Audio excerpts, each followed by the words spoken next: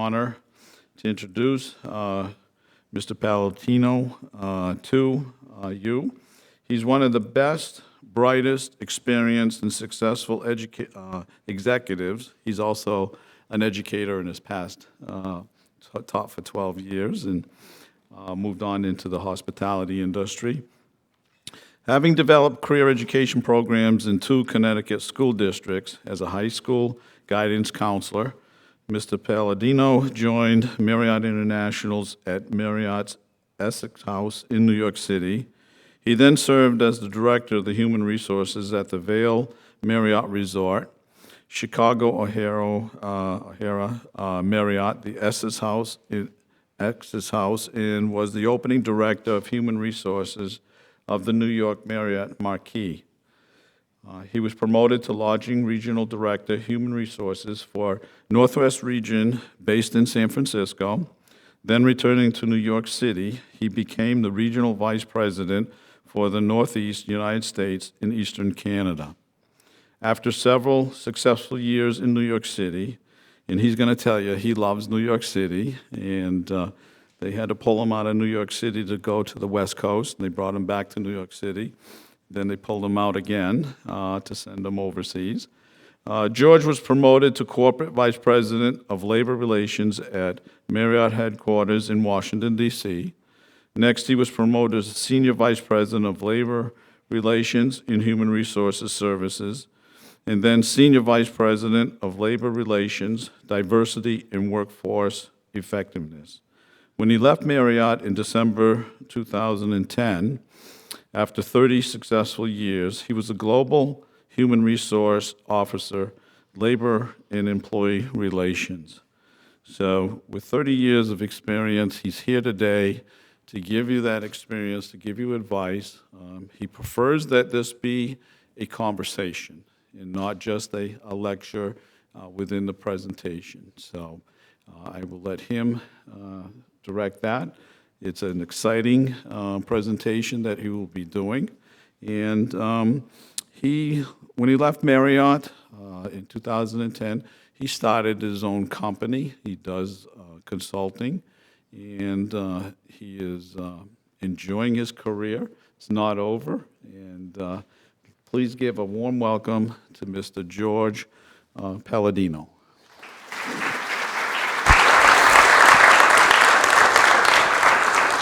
Thank you, Paul. This is like I got to live up to this. God only knows.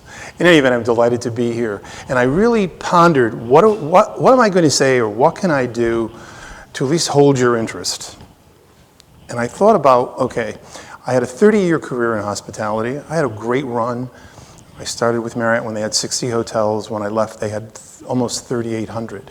So it was a terrific run. And I said, what did I do, or what did I experience that could be of help to this group of people that I'm going to be talking to? And I finally thought about all of the junior and starting managers that I worked with. And I talk about junior managers, I'm not talking necessarily just about chronological age, I'm talking about just new to the industry.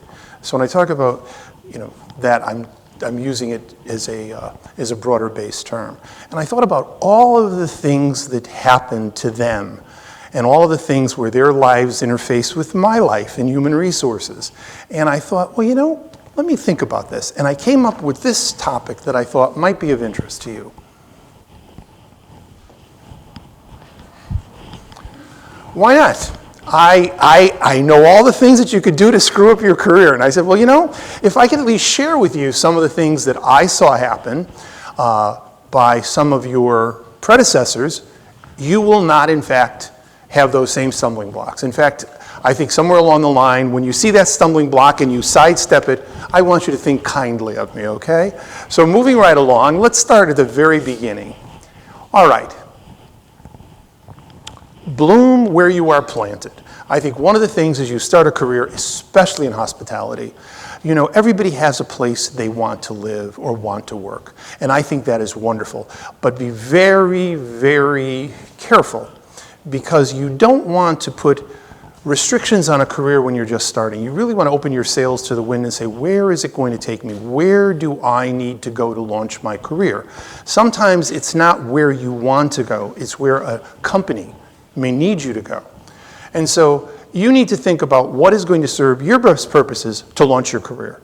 I think one of the things I had happen to me is that I was living in New York as a trainee, and I was absolutely convinced that's where I wanted to be. I thought I died and went to heaven. I thought I was a shoo-in to stay in New York. And that was the time when Marriott had an agreement with trainees that your first assignment would be at the company's behest. So I was loving it. And all of a sudden, during my training period, they acquired a hotel in Vail, Colorado. They knew I was a skier. And they told me, you're going to Vail. But I don't want to go to Vail. Well, you've got to go to Vail. And I tried to negotiate with the senior vice president of human resources about not going to Vail. And he said, if you want to continue working for Marriott, you need to go to Vail. End of the discussion. And I talk about my nail marks being in the bronze doors at the Essex house where I was working as they were prying me away to go to Vail. But I must tell you that that was the right decision. Because while I was there, I learned so much, and I would have never wanted to have been there. And I was at crossroads periodically during my career about places that I wanted to work and places I chose to work because it was a better situation. And I think those are decisions you're going to be faced with as you're deciding what you want to do and where you want to do it. And I would caution you early on in your career is to not put geographic restrictions if you can't, because it really helps. And one of the things I'd like to do is have this be more of a conversation. I take breaths. If I say something that sparks a question or a thought, please just speak. Fair enough? Anything? So this is a big one. So keep that in mind as you're deciding what you're going to do and where you're going to do it. All right. The hospitality industry is a very exciting, demanding career. But on a bad day, quite frankly, you may feel like you're doing the impossible for the ungrateful. I know that because there's a lot of stress. You've got guests, you've got employees, and I think one of the things, as exciting as this industry is, it actually can be very demanding and can really take a toll on you if you don't keep the right perspective. And so I think you need to make sure that you're in a good place when you come into work. Because I think as exciting as the hospitality industry is, it's going to be as exciting as you allow it to be. And I think one of the things sometimes people forget is that you can't bring, everybody has issues beyond the workplace. Whether it's, and it's one of the things to keep in mind when you're managing. Every one of your employees have issues. Their mothers, fathers, husbands, wives, significant others. They have mortgages to pay, rent to pay. They have pressures that they have from the home front. And just like everyone else. But one of the things we expect them to do is when they come into the front, when they come through the employee entrance, is they leave their cares and woes there, and it's lights, camera, action, showtime. And that's what we all have to do, especially in this industry. It's what it's all about. In other words, as hard as it is sometimes, you know the old story about putting on a happy face? I mean, you really have to. If that is something you cannot do, all right, then this is not the industry you should be in. Because I think there is a lot to be demanded of you as a person. It's very exciting, could be very rewarding, but I think you can't bring all of your troubles to work and expect to have a successful career or be a successful manager. It really will work against you because of the nature of the beast in the industry. All right, most people will initially draw conclusions about you based on one dimension, your appearance, so make it count. I always thought this was perfect in terms of a meme. It really is, if you think about it. More people see you than ever get to know you. And one of the things that happens is everyone makes some kind of judgment about us. And it really is predicated on one dimension. It's what you appear to be. Not what you are, not what you could be, but what you appear to be. And there are things that will influence them. You know, if you want to have, face tattoos and, 23 piercings and have, purple hair, that's fine. But recognize how people are going to perceive that. And so I think if you think about it, I am sure there are people in this room that you do not know, or people on this campus you do not know. But you know they're students at this school, is that correct? Right? And whether you admit it or not, you have an opinion about them. And I think it would come out if I happened to, or someone happened to meet you, and they knew that you went to this campus, and they said, hey, do you know so-and-so, or they showed you a picture of this person. Do you know who this person is? And you would recognize them from seeing them on campus, even though you didn't know them. I am absolutely certain that you would have an opinion about them. Is that correct? Wouldn't you have an opinion about them? Just predicated on what you observed and probably what they look like or what they don't look like. I think it's a very important factor. So keep that in mind as you go out and decide you're going to want to be employed. If you, in fact, want to have an offbeat appearance, that's perfect. But then you have to decide that you need to figure out what companies are going to want people that have offbeat appearances. Okay? There are companies that would thrive on that. But I think there are companies that would not, and there's chances you would not get hired by them. So at least know what you are as a person, know what you look like, and have an understanding that you're going to use that to the best of your ability to work for you, not against you. And you can do that any way you choose, but I think recognizing that more people will, in fact, make a judgment about you based on that one and only dimension.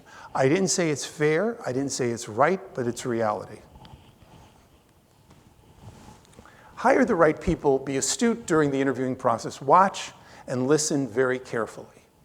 I think you will be in positions where you will be hired and probably do some hiring at some point in time. I think you need to be aware of what you're looking for. I think one of the things I believe in hospitality, other than a handful of positions, most positions could be learned. There are skills that are needed for a variety of things, but a lot of things we can teach people. But you can't teach temperament and personality. And I remember having a pep talk with the managers at the New York Marriott Marquis when we were hiring the 2,000 people to open that hotel. And one of the things I said, I don't care how wonderful the experience is of an employee. As they're sitting in front of you, if they sit there looking constipated, don't hire them. And, you know, we didn't. We truly didn't. We said, you know what, we are going to try to find people, even if there was a requirement for a skill level, there's got to be people that have that skill level that happen to have a temperament and a personality. And one of the things we tried to do was hire temperament. And quite frankly, it really, really worked because people were enthusiastic about coming to work. If they were learning a new job skill that they probably wouldn't have had an opportunity with any other company, because Marriott happens to be a company big on training, it gave them an opportunity they never expected. So they were incredibly loyal employees, and they just absorbed. And they were incredibly successful, or they were successful in making the hotel successful, because it was the first hotel that was built west of 6th Avenue, and most people didn't want to travel west of 6th Avenue. But people would come into the building, and I'd say to the employees, you have an opportunity to impress. The building is impressive, but you need to wow people by, hi, how are you? I'm so-and-so, can I help you? And if they were lost, show them around because it was a big building. And anyway, it really positively impacted the hotel and its reputation.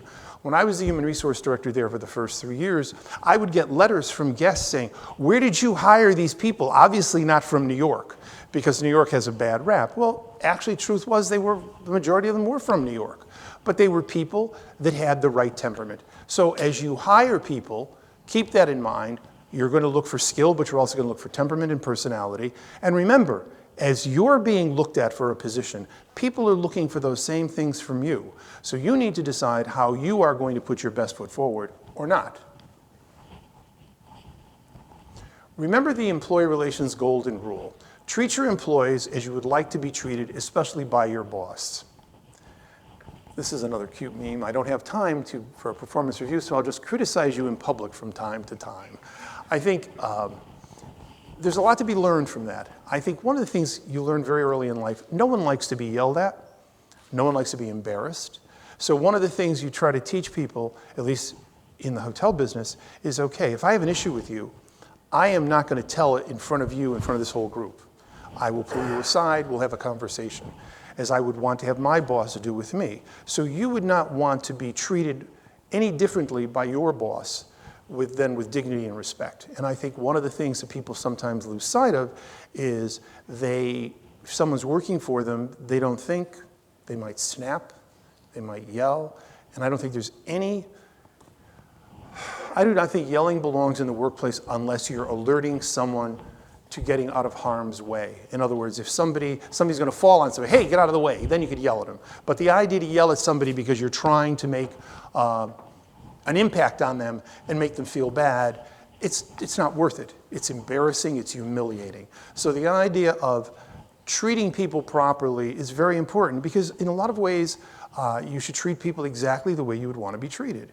And I think some of the things that you see sometimes is junior managers will, in fact, sometimes get very full of themselves because they have authority.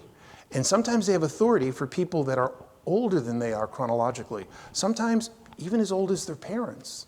And so one of the things is sometimes they have a head trip about managing them or controlling them. And you know what? Believe me, your more mature and seasoned employees know what you're doing. Bugs them to no end because they would storm to human resource, say, what is this? He's wet behind the ears, he's giving me aggravation, or she's driving me up a wall. And you know what? You've got to remember, the people that have been around in the jobs that you're going to come and manage, in all probability know your job better than you do. They know the job, they know what you're supposed to be doing, and they know what a good manager is and what a bad manager is. And the idea of coming in saying, I'm the manager, just because you have a name tag that says you're an assistant manager, a supervisor, whatever, doesn't give you, yes, it gives you authority, but it doesn't give you power. And I think sometimes you have to separate the two. And the idea of remembering that you can learn a lot from the people that have been in the job, clearly. And the idea of doing, the stop, look, and listen is invaluable. Because if you tell someone that's been doing a job for a lot of years and knows the department, knows what they're doing, and have them share with you what they do, how they do it, you would learn a lot about them. And they would learn a lot about you, the idea that you're taking interest in them, as opposed to saying, I'm the boss, you have to do what I say. And this way you have more insight into how to deal with them moving forward. And to me, that's incredibly invaluable. Again, it's all up to you as to how you want them to perceive you. But one of the things you need to be very, very certain about is how you treat people. And I think one of the things, at least in the Marriott culture, J.W. Marriott Sr. always said, you treat your employees right and your employees will treat your guests right. And that's absolutely on the money. If you feel valued and important by your employer, you will do your best to do the best job you can. I think sometimes what people forget, and I would often say this to managers, I said, you know what, you've got to keep in mind that to that manager that you're talking to, or to the employee you're talking to, you are the voice of the company. You literally are Bill Marriott, because most of these people may not have the opportunity to talk to Bill Marriott. They have an opportunity to talk to you. You are the voice of the company. So keep in mind, when you speak, you are speaking for the company. And I think all too often, people don't think that way. They think they're talking for themselves, and they're not. They're representing a company. They're representing a brand. And you really need to take pause and say, how can I best do this to get what I'm trying to get accomplished, as opposed to just doing it, in terms of the most expedient way that just does it in a perfunctory manner, but doesn't do it in an effective manner. So it's something to clearly keep in mind. Be highly visible and approachable in the workplace. I think one of the things that I have seen for managers are people that manage by wandering around. In other words, I think if you wait until an issue comes to you in your office, it's too late. It's already out of control. I think one of the things I learned, especially at a big hotel like the New York Marquis, is that I would walk around every day. I spent most of my day walking around the building. So people knew what my rounds were and where I would be. And it got to the point that if somebody in the pastry kitchen, or in the commissary, or in the laundry, or in housekeeping, had an issue or something they were concerned about, they didn't have to come to human resources because they knew every day I would be coming through approximately the same time. And what I found is that I had this incredible opportunity to find out things as they were just starting to, not even simmer, just had a potential to be an issue. Because by the time an issue would come to my office, or will come to your office, it's already out of control. So when you are more visible and more approachable on an ongoing basis, you're in touch with what's going on, and you could resolve issues, you could improve the way things are done, you show yourself to be a caring and an astute manager or supervisor. Very, very important, because I think it's one of these things where all too often, you find people that, get a head trip. Sometimes it's being a new manager, I'm the manager and you're not, kind of thing. And you've got to be very careful about that because it could be a real turnoff. So keep that in mind as you're interfacing. All right. Respect the age and job wisdom of your employees. Avoid power tripping when managing workers who may be older than you. I touched on that a little bit earlier, but I do think that it's an important thing to reiterate. I think in this day and age, there are a lot of people that are working longer because they need to work longer. And as you enter into the workforce, you're going to come across a lot of baby boomers that are considerably older than you are, maybe even some even older to be your grandparents. But the fact remains they're working in some cases because they want to, in many cases because they need to. But I think, as I said to you, they have something they can share with you if you take the time to listen and not shut out the fact. Please. About this, I recently got a job as a sous chef in a restaurant. Mm-hmm. I'm kind of going to be dealing with the same or a similar thing to this, where a lot of the people that I'll be managing are like significantly older than me. Mm-hmm. Because I'm so young, I'm always like, I don't know how to kind of command respect, but also not like have like a power trip thing. So do you have any recommendations? I think the idea of paying attention to what they're doing, the idea of wanting to get to know them as an employee, like, hey, I see you're doing this. Well, how do you do that? I mean, what are your responsibilities? What is a typical morning like? Or, and take interest in what they're doing and how they do it and listen. Because I think even if you see something that could be improved, don't bring it up the first time around. In other words, put it in the back of your mind, and then as you get to know the employee a little bit better, days, weeks later, you can just, hey, have you ever considered perhaps trying this? And do it in a very, it's not what you say, but how you say it that really makes the difference in managing people. And I think you could be a very impactful manager being significantly younger than people if you, in fact, give them the respect that they would really be delighted to receive for the job that they've done, and you recognizing that they have an ability and a skill that you're eager to learn about and to give them positive reinforcement for what they're doing, as opposed to just dismissing them and saying, oh, they're doing a job and walking away. I think everybody likes recognition. Think about it when people notice what you're doing, whether it's in a classroom situation, whether it's on the job. Everybody likes to be acknowledged, and what you're doing is acknowledging them. And I think that's one of the important factors in managing any workforce, but clearly as you're dealing with those that may be senior to you. Thank you. I have this whole idea that if I were going to give you a party favor today, I have my imaginary HR t-shirt. You can decide, I'm going to give you two phrases. You can decide whether you want yours on the front, which one you want on the front, which one you want on the back. But there are two that I believe are so, so important. In fact, I'm hoping that if you remember nothing else today, and I'd like to think you'd remember more than nothing else, but that you remember these two things, because I think they are very, very important. And they were my mantra when I was in HR. First one, if it isn't in writing, it doesn't exist. The second one, memories fade, ink doesn't. So, give you an example. You're working in a department, you have an employee that just isn't listening. You've talked to them repeatedly, supposedly, about how they're doing their job. And then one day they do something that just frosts you to no end. And you're just furious, and you want to write them up. Okay? And it comes to HR, you're going to write them up, or you write them up, and the employee's furious that you wrote them up. And then we come to HR, and you say, okay, let me ask you a question. Is this the first time the employee did? Oh, no, they've been doing it forever. Like when? Oh, I've talked to them all the time. I've had to correct them repeatedly over the last year. I said, well, give me a day and a time. Well, I don't remember. I said, so how do I know you ever did it? I said, quite frankly, and I would quote, any documentation?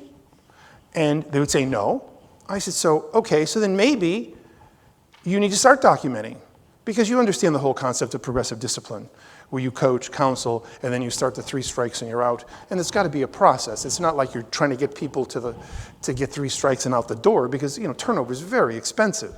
So you're trying to salvage them. So at the end of the day, when I would talk to people about discipline, the question would be, how do I know as a human resource professional, you're trying to take an action, how do I know that what you're telling me really happened?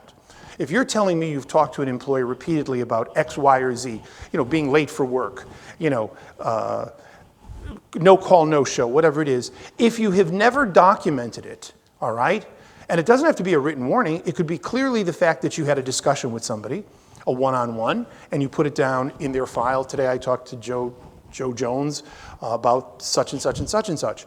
And you might even want to do that a couple of times. Remember, you're trying to be perceived as a benevolent employer and an understanding employer. But by the same token, you have a business to run, and you know that they have a responsibility to do their job.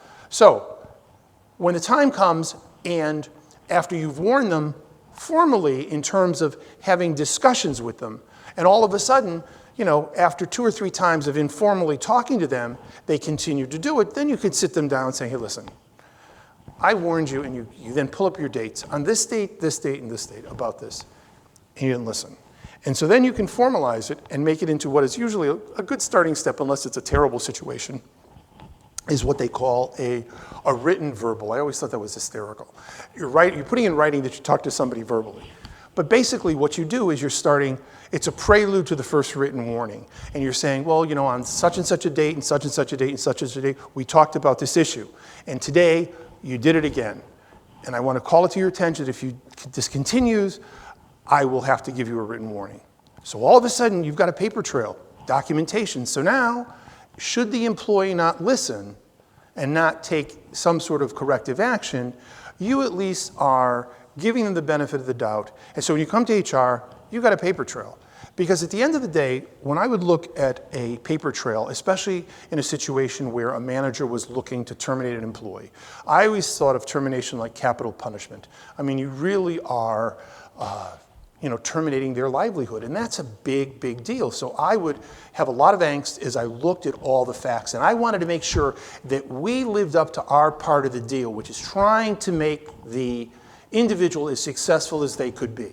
What did we do to help them develop? Did we, in fact, coach, counsel, give them information, warn them along the way? Because at the end of the day, when I look at that paper trail and I sit down with the employee, which I had to do repeatedly, and say,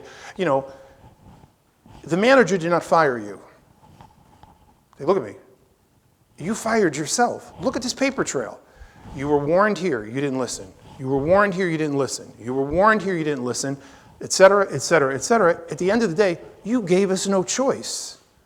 But at the end of the day, you really have to have the integrity to be able to be honest, the empathy to recognize, hey, it's tough, especially if you have to coach and counsel an older employee. And that's why the idea of doing it informally, if you should ever have it, getting back to your question, the idea of you may have to build a case, and you may have to terminate some of them at some point. But the idea is, it's not you terminating them. They've terminated themselves because you've given them every opportunity to be successful in what they're doing. They chose not to be successful. And frankly, I've never seen an employee not admit to the fact that they terminated themselves. In fact, what's amazing to me, this predated where email was the thing. I mean, I would get thank you notes about how we handled their exiting. I mean, it sort of amazed me. Like, thank you for firing me. It was not quite that, but just, I appreciate the time you took and helped me understand why I ended up losing my job and how hopefully I'll learn not to do it again. But I think it's very important. So I think these two mantras are really, really important as you enter the world of management, is don't take for granted. You want to be able to prove that when you had a conversation with somebody, whether even it's your manager, whomever you have a conversation with, especially about any kind of an issue, it's very powerful if you wanted something done in your department, all right? And you go to your manager, let's say, August 1st, all right? And you write down in your little log or wherever you put it into your calendar, spoke to John about such and such and such and such. And you periodically might bring it up. And so when the time comes that something happens that really could have been avoided if what you had requested had been done. When you sit down and talk about what happened, and you say, we talked about the fact that I had a concern on these dates, you get people's attention because they know that you're taking the time to document that you really believe this is an issue. And frankly, people will recognize the fact that you're being astute in what you're doing. But more importantly, if you need that information, you have it at your fingertips. And clearly, in an employee relations situation, you need to do that. You always want to be perceived as a benevolent employer. Absolutely. Please. Judge, do you ever run into a situation when, say,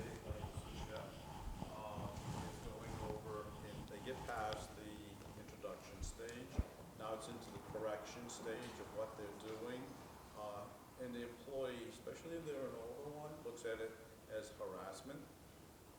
All the time. I think, yes, but again, it gets into how do they approach it. And I think it all has to do with what's the prelude to the confrontation about not doing their job properly. In other words, if they had taken an interest in the employee to start with, all right, and found out how they did their job, and they had conversations, then there's not this feeling that they're being harassed. There's a feeling that they're trying to help them. And I think what you try to do is you try to, say, why do you call this harassment? And you walk them through, again, if it gets down to where it's going to be a written warning, what happens is if I have the information to show that there is a paper trail, that this is not a one-off, that this has been something that they've continued to do and not pay attention to being corrected, then it becomes very powerful, because then it robs their argument of the manager harassing them. No, the manager has asked you repeatedly to do something and you've ignored them. I said, how would you deal with that if one of your kids operated that way after you asked them to do something repeatedly, or somebody you were responsible for? You put it into that perspective, and most of the time, they will, if the manager has done what they're supposed to do, they will see the light. Because if it's not out of a clear blue sky, if it's a written warning out of a clear blue sky and there's no paper trail, absolutely it could be misconstrued as harassment. There's no question. No question about it at all. And that's one of the things, especially when you're dealing with older employees, and especially those over 40, they could start screaming age discrimination. Please. What if you catch them doing something right? Oh, I think absolutely. I think the best thing in the world is to reinforce positive behavior. I think the way you're going to call up negative behavior so that people will recognize that it's negative behavior, so that it's not reinforced by ignoring it, because if you ignore it, it's really reinforcement. The idea of catching people right, I think that was from the 1 Minute Manager, 10 minute, the 1 Minute Manager was catching people doing something right. I absolutely believe that is something that is a great thing to add to your repertoire. When you see somebody doing something wonderful or right, oh, gee, that's a great way of doing that. To me, people like to be acknowledged. The idea of showing interest in what they're doing when you first get to the job is great. But when you're walking around watching them do it, no matter what it is, somebody just did maybe a housekeeper that made a bed. Wow, that's you make one great. I mean, it's just incredibly symmetrical. Or somebody that's doing some sort of cooking or doing some sort of plating, whatever. The idea of acknowledging them, absolutely. Everybody likes to get positive reinforcement.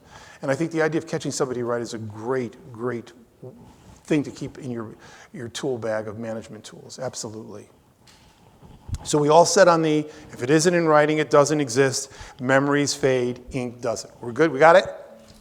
Acknowledge it? No, not? Okay, good. I can move on. Be friendly to your employees, but never become friends.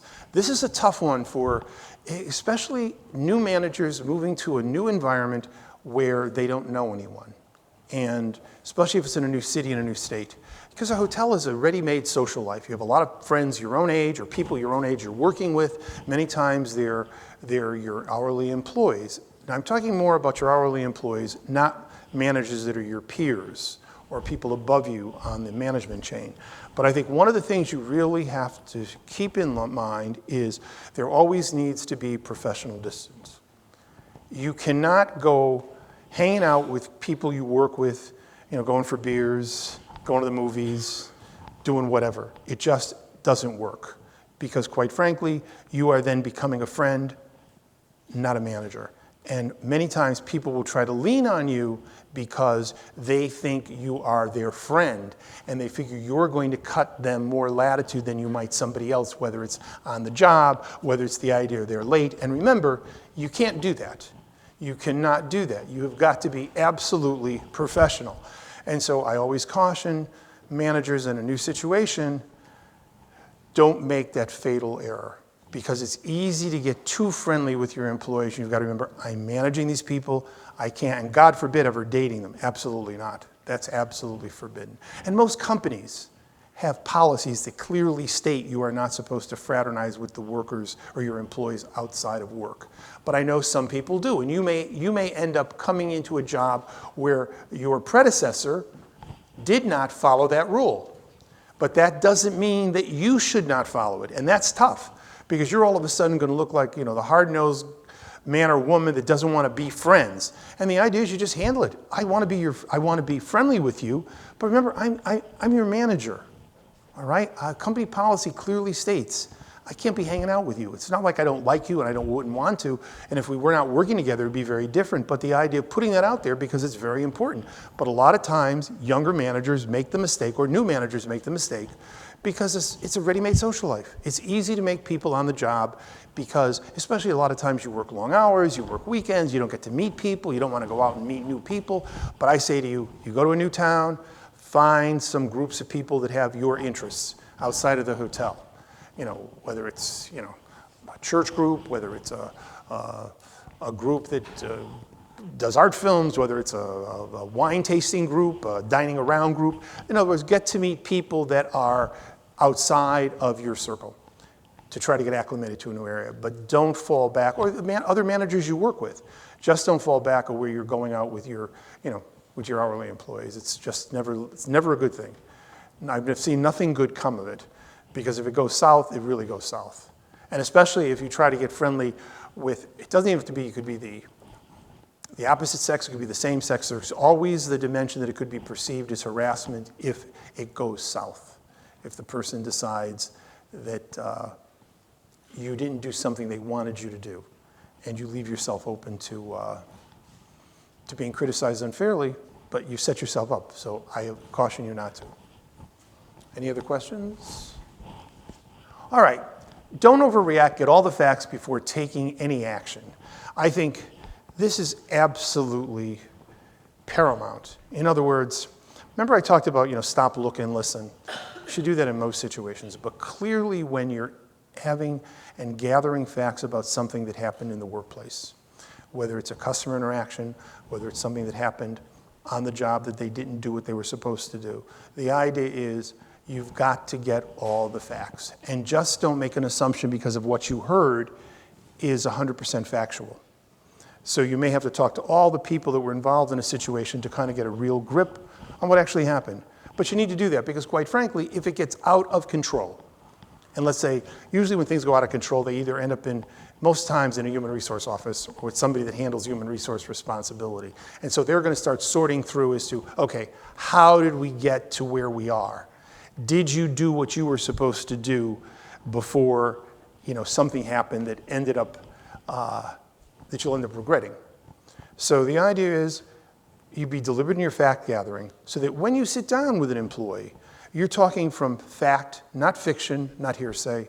Because think about it. Would you want to have a conversation about what somebody thought you did as opposed to what actually happened? No.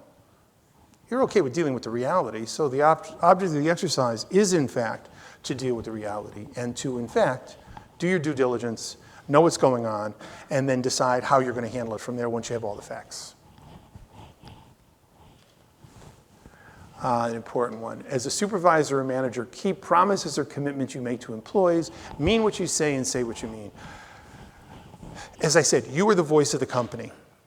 If someone asks you about something, whether it's doing something, correcting something, taking an action, I need a day off, would you put this in for me, I want this, I want that, I want this from you, I need this, I need that. The fatal flaw is, oh yeah, fine, and not follow up. So you've got to decide how you're going to remember what an employee may say to you, whether or not you're going to decide if you're carrying your cell phone, you're going to make an audio memo, are you going to write it down? But the object of the exercise is you do not want to be the manager or the supervisor that says they're going to do something and just doesn't follow up.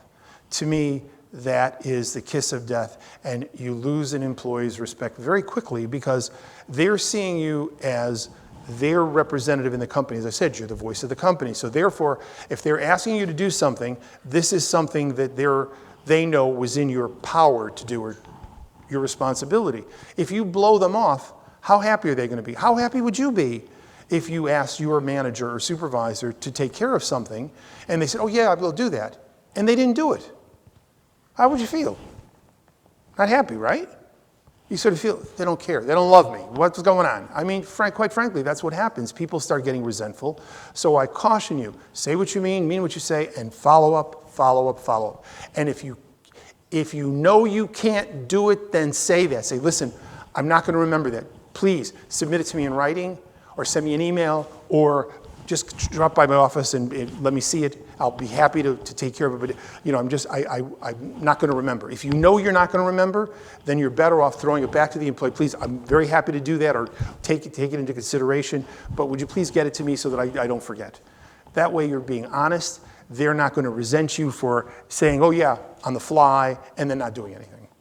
Because it's just, it's a broken promise. And you don't want to be the person breaking promises, do you? Of course not. I knew that. Consistent and fair application of rules and policies. Treat your worst employee the same way you would treat your best employees. This is a tough one, because you know what? You will, and you may have even been in this situation where you are, or you know somebody in your department who is your best employee, okay? They're there first thing, they do their job, you know you can count on them, they do it thoroughly, they're responsible, they come in at the drop of a hat when you need them. I mean, they're just terrific. And, I probably think you've probably come across maybe some employees you might not be so crazy about. Maybe? Anybody ever work with any of those? Okay, you know what I'm talking about. All right, fine. So, what happens is the employee you're not so crazy about is late. Well, you're going to get on them immediately.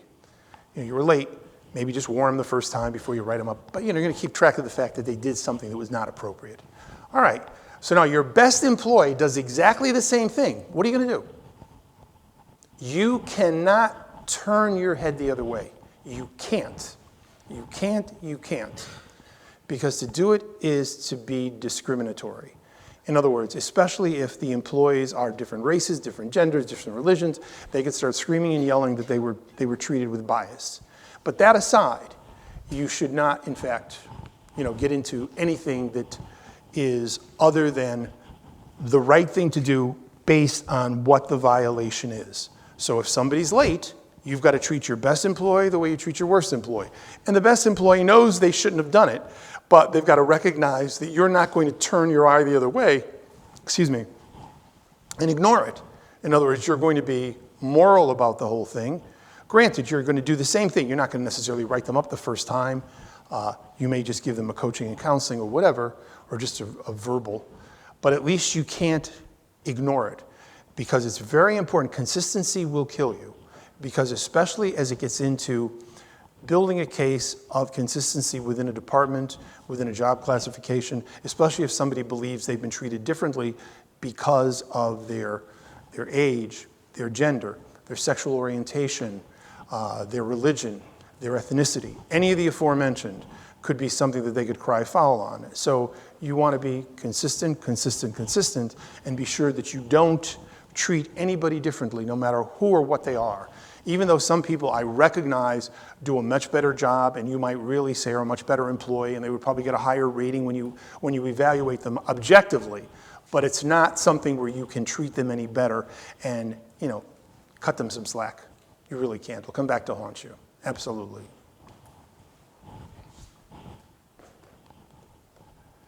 In the realm of employee relations and engagement, you will reap what you sow. Absolutely. In other words, you will find, it's like what you throw in the universe, you get back in the universe. So if you are a thoughtful, perceptive, understanding manager or supervisor, hopefully people around you will treat you the same way. The people that are responsible to you will treat you the same way, with dignity and respect, because you're doing that. One breeds the other. It's when you get into a situation where you don't allow that to happen, and that's not a good thing. So I think the idea of consistently doing the right thing, you're never going to err doing the right thing, and we all know right from wrong. We do, and if you have a question about it, about what's the right thing in a situation, you should really talk to somebody, whether it's human resources, whether it's your supervisor. I mean, the idea of sharing with people that you may not have all the answers is not a bad thing, quite frankly. I think the idea of thinking that, this is a wonderful school, and I'm sure it's preparing you superbly for your career. But you may not have 100% of all the answers. You might not. I know that's hard to think prior to graduation, but it might happen. So keep in mind there's nothing wrong with asking a question, because people will respect the fact that you're asking about something either you're not clear on, you don't understand, or you don't know, because they'd much rather have you ask the question before there's an issue than after the fact when perhaps you've made the wrong decision predicated on misinformation you may have thought was right or perceived to be the right thing. We get that in terms of how that all operates, clearly. Very important. Questions? That's the end of the formal presentation, ladies and gentlemen. Please. Don't start applauding yet. I want to talk with you for some more. I'm not letting you off the hook yet. Please. You mentioned the New York Marriott Marquis, and that opened in 85.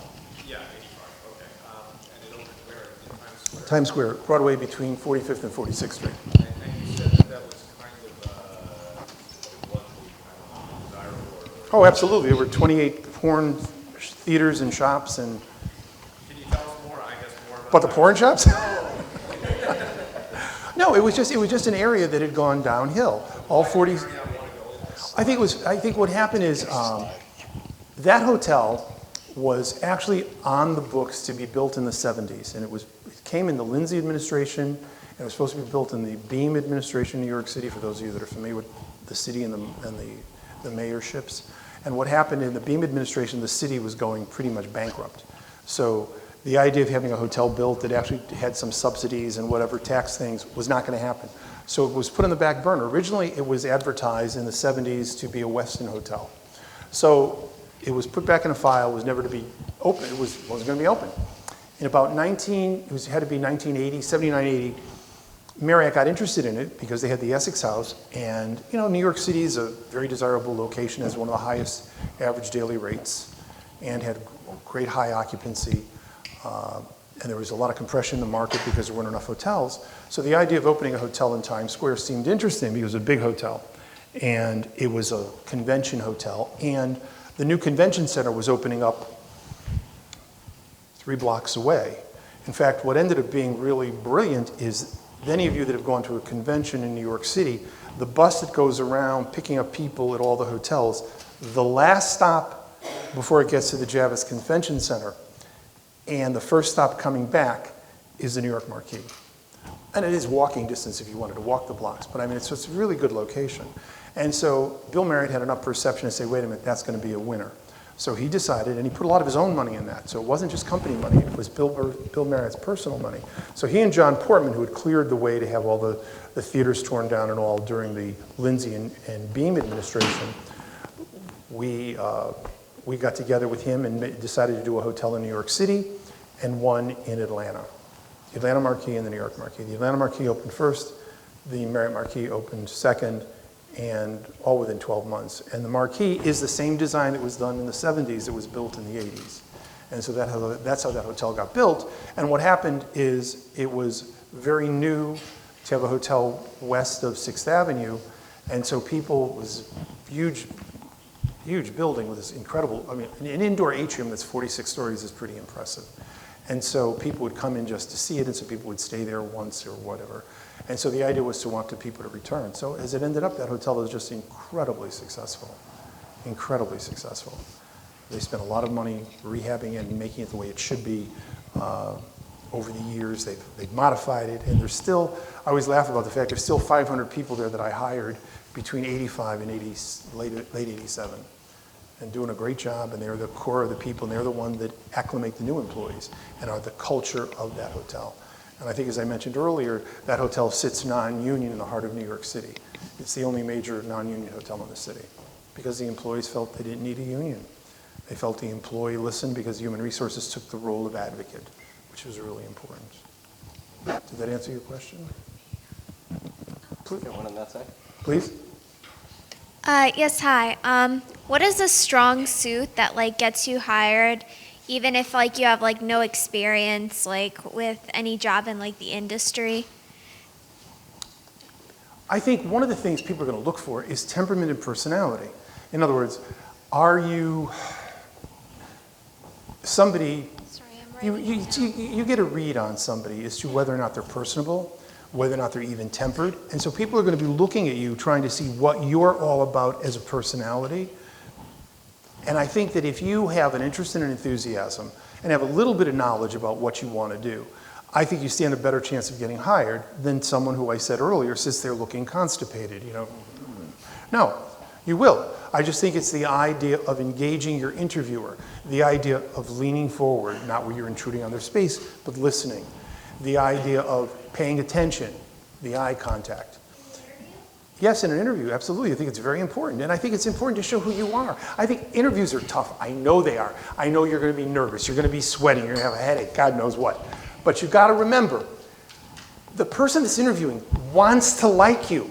It's one less person they have to interview if they hire you. So the idea is I always went into an interview hoping, this is the one I'm going to hire. I am hoping that you hit a home run, that you show me that you're personable, you're enthusiastic, you're hardworking, you're going to give me examples about what you're all about, and I'm going to get an idea of what makes you tick. And I'm going to say, wow, how could I not hire her? That's the whole thing. Yeah, like also in the application, like what are some things that you may say also in the application because you may not even get an interview just because of the experience? Well, I think, there are companies that will, in fact, cut you out because of the experience. I think that's why, as much as I'd love to tell you, you could do this, this, and this and still get a job, if they're asking for experience, that's not going to happen. The only thing that you can do is try to either get an internship where you're volunteering and trying to get some experience working in a similar industry so that you said you have some kind of experience. Like, in other words, are you trying to get a job in a hotel or a restaurant when you leave here? What are you hoping to do? I'm trying to get like a summer job in like any like place. I mean like either in specifically like in a hotel or a restaurant. Like I've applied to like 3 hotels and I'm applying to a few restaurants. What market? Currently. What? In what market? In the concierge. No, which area geographically? Which Cities or town, yeah. No. What city or town are you trying to get a job in for the summer? Here, Newport, or my hometown, Fairfield, Connecticut. Okay. What you have to figure out is, why would they need people in the summer? So maybe Newport would, because Newport is a tourist destination in the summer. Here might be, perhaps, and I would think that they would try to recruit from the school. Then Connecticut, maybe along the shore, there might be businesses that are going to hire. So you've got to target who you're going to try to work for, whether it's going to be a restaurant, whether it's going to be I'm trying to think what else might be your options. Whether you, well, perhaps. I think it's customer contact. Anything where they would want to have somebody because they need to get more people. They're going to have more business in the summer than they normally have. Unlike, Newport may not have a demand for adding employees in the dead of winter, okay?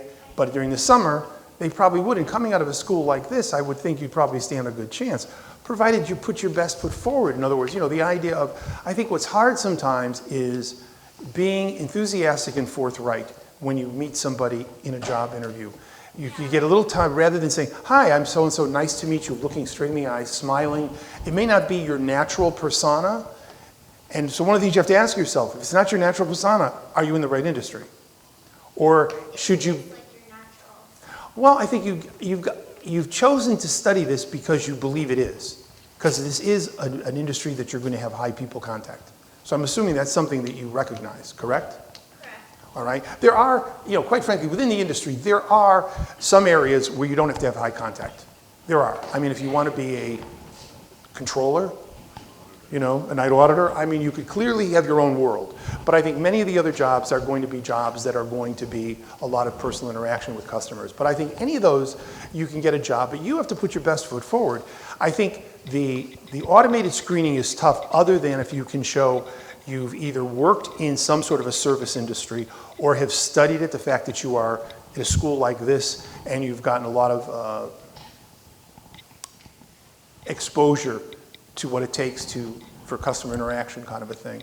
And put your best foot forward. I understand it's hard. The idea of trying to get a job when you don't have a lot of experience, then you really have to sell yourself. And I recognize that sometimes with the automated systems it's tougher, but if you can get through that first hurdle, and especially if you're going to smaller businesses, they're not going to have you fill out If something like a Target or something is going to have you fill out a, you know, a computer terminal at one of their facilities. I'm sorry, yeah, exactly. But I think a lot of other companies that are where that you might work at, you know, independent restaurants and all, probably are not going to have that. You probably could walk in and just ask, you know, are you hiring? You know, don't go in the throes of lunch or dinner, but at some point during the lower parts of the day, walk in and just ask the question. And if somebody, I'm sorry, what? I sometimes say, do you have those jobs available? Okay, that's one way of doing it. That's one way of doing it. Do you have any jobs available? I might use a different approach. I'm not going to say it's a better approach, although I think it is, but I would never say that. The idea of saying, you know, are there any job opportunities in this company currently? Or will there be any openings? You know, or with summer coming, are you going to expand the staff? Because you talk to somebody, like if you walk in the front door, there's usually a hostess or somebody there. Say, you know, just ask a question. You know, say the idea, you know, is the company planning on hiring, you know, for the summer? They'll say yes. They say no, whatever it is. But the idea is you've got to be comfortable enough where you're going to go in there, very poised, because the whole object of the exercise is you're selling yourself. So you want to be your best version of yourself, not a phony, but your best version of yourself, where your shoulders back, lights, camera, action. Hi, I'm so-and-so. Tell me, with the summer coming, are you planning on expanding are you going to have any openings? And find out what the openings are and see if there's anything that matches your thing. And if they say no, you could always ask, you got nothing to lose, say, are you aware of any other opportunities that might be in the area? Some people say you can apply online and that you can go on our website and apply. Which is fine. If they have that, that's great. And I think you're probably better off knowing that before you walk in the door, because then it looks like you didn't do your homework. So I would say you should not do that if, in fact, you've already applied online. Because if you applied online, you could do that after the fact as a reinforcement. Say, well, I've already done that. I just wanted to see if there was anything in this market. You know, you're being a little aggressive, that turns on more people than it turns off. Because you're being a little more deliberate, and you're not just letting the computer do its thing, you're following up. So if you say, well, you have to apply, I already did that, but I just thought I was in the area, I thought I would just follow up and see if there were any openings forthcoming. That's going to give them a different insight into you being thoughtful, having already done step one, and now you're taking control of step two. It's a thought. Please. You're welcome. So obviously being in the hospitality industry, you deal with customers. If an employee and a customer get into it, and even if the customer is wrong in the situation and treating your employee unfairly, how do you deal with that kind of situation? I've been there, done that. First of all, you separate them. It's the first thing. You don't ever... Nothing is going to be gained trying to resolve it with them together, I don't think. What you need to deal with, first and foremost, is the guest. How are you going to deal with what they feel they've been wrong? So you say to the employee, listen, I'll talk to you later, I just want to deal with the guest. So you move the employee away, but you don't forget to follow up, and you don't dismiss the employee, you don't accuse the employee of anything. You hear what the guest has to say, and then you figure out, what is the guest looking for? What is the root cause of their issue? And how can you resolve it? And you know the steps to go through mentally. And if you're working for a company, they usually share with you what are the kinds of things you could do to help resolve guest issues. Once that's done and the guest is, breathing normally and the fire is not coming out of their nostrils any longer, then you talk to the employee, you listen to them, and they may tell you that the guest was very unfair. You acknowledge that, it's right, and there are days literally when you feel like, even they feel like they're doing the impossible for the ungrateful. And you just try to get them over the hump where they're probably furious with the customer. But you say, listen, I understand you were in the right. You recognize we can't go and, tell Mrs. X or Mr. X that they're wrong. By the same token, if it's something where they've accused an employee of something that they didn't do, you've got almost a responsibility to at least let them know that perhaps what they thought happened didn't happen, if in fact it didn't happen. And that can be done, again, not what you say, but how you say it to clear up the air. And I think that's important. And once you have the conversation with the guest, get that settled, then when you talk to the employee, say, I talked to the guest, I made them aware of the fact that you were not the root cause, et cetera, et cetera. Let's kind of move forward, give them time to take a deep breath, maybe go rest for a moment or to do whatever they would do to go on break if you think they need it, and then back on, showtime, you know the drill. But that's one of the best ways to do it. I mean, that's a way of life. I think there was always a joke, wouldn't hospitality be wonderful if we didn't have customers? That's a joke. Beautiful surroundings, wonderful restaurants, but you know what? Nobody pay the bills. I mean, at the end of the day, it is the guest that drives the revenue. And as I would say to the employees, I said, listen, if we didn't have guests, we would need hourly employees. You need hourly employees, you don't need managers. You don't need managers, you're not going to need directors. You're not going to need directors, you're not going to need a GM, you're not going to need regionals, you're not going to need vice presidents, up down the line. So there is a food chain here that the base of it is the customer, so don't ever lose sight of the customer because they're the most important aspect. If they don't come in, they don't provide the revenue, none of us will be employed. And I think when people grasp that, they understand that, hey, you know what? That's a reality. It's like, I don't want to have a customer. You're not going to get into a sword fight with a customer or a dueling issue because you're going to know it's really a no-win situation. Because sometimes the customer will always say they're right, and many times they are right, but when they're not right, you have to handle it very gingerly is how you deal with it. And get it across without, selling the employee down the river, and at least have the guest understand the situation, and then try to correct what the root cause is, and at the end of the day, the guest is looking for something. Maybe it just might be verbal satisfaction that you're acknowledging what the issue is, or there's something they're looking for you to correct or to alter. And you can do it, you do it.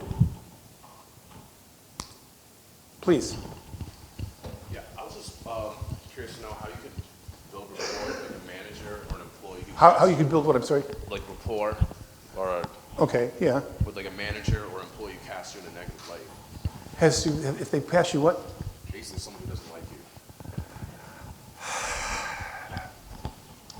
Okay. I think you're right. In life, not everybody's going to like us. Isn't that sad? I'm sure you're a delightful person. I think I'm a delightful person. But there's people who don't like me. I'm sure there's people who don't like you, and any of you. I think at the end of the day, all you can try to be is your best possible self. And I think the idea is, at the end of the day, you all have a responsibility to work together collectively, getting back to the customer. So you can't allow any personal feelings you have, nor can a manager allow personal feelings that they have to get in the way. And if you feel that that is, especially if it's a peer, I think you have the responsibility to say, hey, is there an issue? And try to clear the air that way. Or at least if it's with an hourly employee, I think the idea is you got to figure out, okay, why would this employee have a chip on their shoulder about you? Is there something you did or something they think you did? And maybe someday you just have to ask and say, you try to be the best you possibly could be. I think it's important. One of the things people forget about, and this is a lesson I learned very early on, is the idea in a hotel, it's a small community. And the idea you see people, they may not be in your department, they work in the hotel. The idea of acknowledging and saying hello when you pass them in the morning, whatever.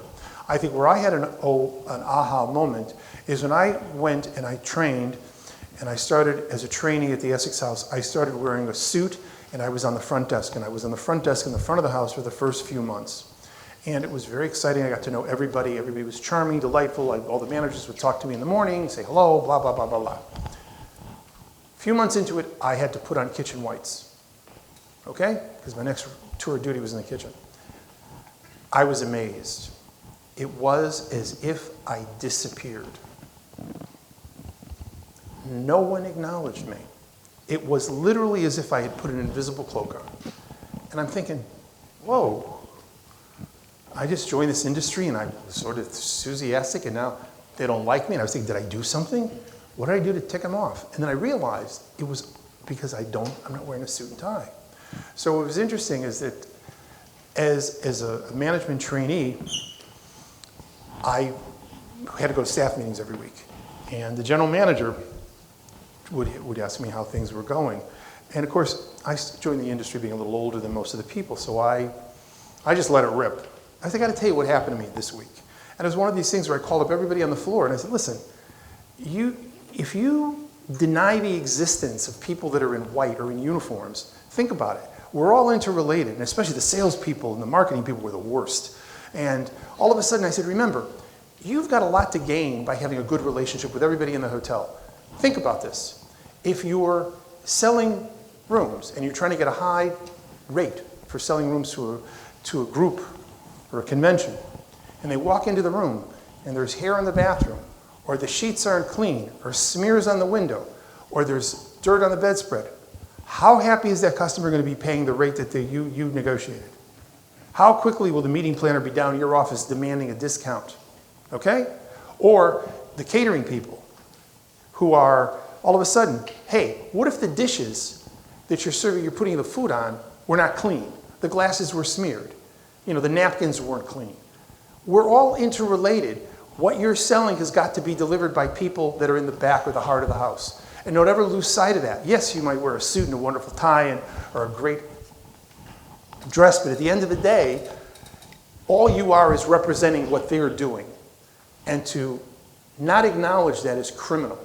And so I think one of the things that I think is very important is that in any situation, when you're in a new job and a new environment, is to smile and say, oh, it doesn't hurt. Good morning.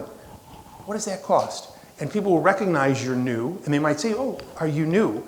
And you will then have an opportunity to meet people as you go through the hotel. So getting back to your question about people, I think one of it has to do with how do you end up getting to the point where somebody doesn't like you? Is it something that happened, or is it just what they perceive you to be? And I think what you try to do is be proactive on that, as we talked about a moment ago, is trying to establish relationships with everybody in the hotel, at least a passing relationship, a good morning, or good afternoon, whatever, because I think it's important. And I think that when it gets to the point where it's getting in the way of you doing your job or them doing their job, then you really need to escalate it perhaps to human resources, say, hey, something's going on, I don't know what.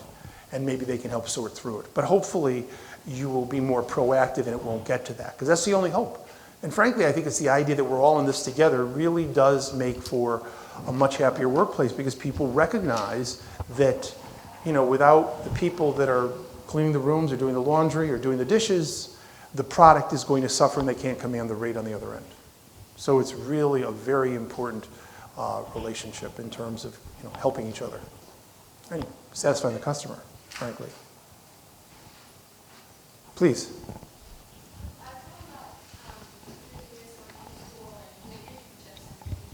Mm-hmm.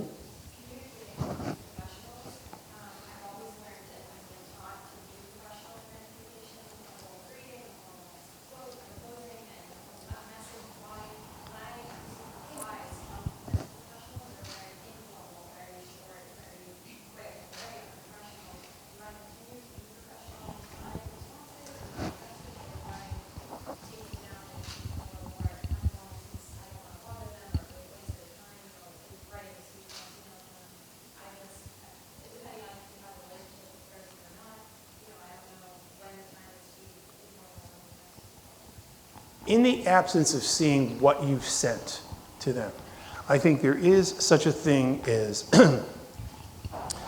being formal, and there's formal. So I think what you have to decide, are you being extremely formal where you come off really stuffy, you know, the language you choose to use, sentence structure, and look at it saying, well, can I say the same thing in perhaps a more relaxed way? Not necessarily in slang, but somewhere a little more relaxed, for want of a better word, and figure out, might that be something? And I think what happens is people that are, and I know this is terrible, sometimes the most you'll get is a thank you but no thank you postcard, which is sad, but it is. I think it doesn't speak well for businesses, because I think although they may not hire you this time, they may want to hire you in the future. So the idea of leaving the door open, I think, is pretty important. But I think in terms of you deciding how you are going to present yourself, maybe you need to dial it back a little bit. But I would not say to you, abandon it all. I would rather err on the side of a little bit of formality rather than making it seem like you're taking everything for granted. Because I do think that it's easy to loosen up than for people to think that you could, you know, get a little more refined. You'd rather show yourself as being very refined and then backing off from that. I think people are a little more comfortable with that, I would believe. depending on the nature of the business. You know, there's some casual environments that might be differently, but I think by and large, hospitality would not be one of them, you know, the hotel business, I don't believe. Those were excellent participation, excellent questions. And let's give a round of applause for George's presentation.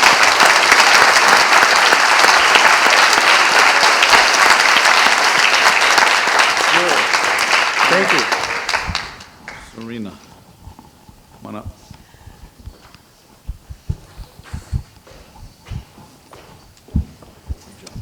My pleasure, thank you.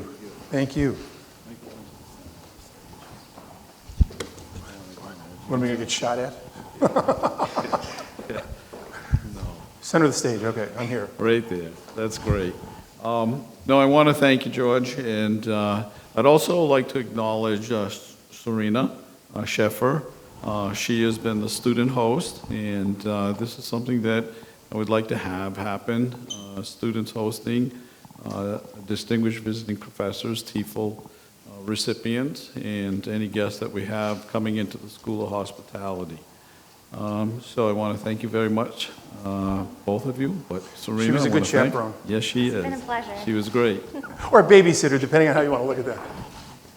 Well, in appreciation of your presentation, I'd like Serena to be able to present this to you. Oh, a beautiful Thank you bowl. very Well, thank you, that's beautiful. Thank you very much. Thank you. Pleasure for you. Pleasure was mine, thank you. Thank you, thank you. You've been a great audience, thank you very much. I mean, I've had the pleasure to go to all 4 campuses, and I truly enjoyed this afternoon, thank you. Very good. Thank you very much.